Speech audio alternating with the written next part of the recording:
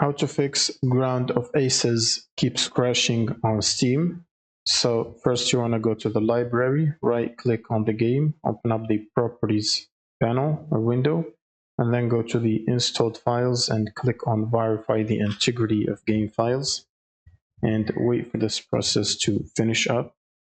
Once it's done, click on the browse button and then find the game's exe file.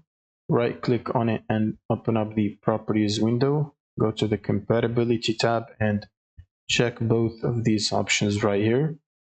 Then apply and close out of this window. Now go to the general tab and under launch options add the following command, which is -dx11.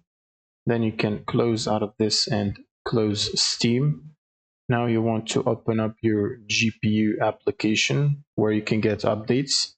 So for NVIDIA, it's NVIDIA app. Then in the drivers section, check for updates and make sure to download and install the latest game ready driver from NVIDIA. And once you finish that, you should basically restart your computer.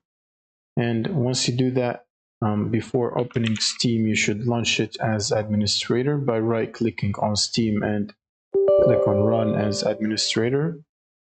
And then simply launch the game and start playing. And that should solve the crashing problem. Thank you guys for watching and subscribe.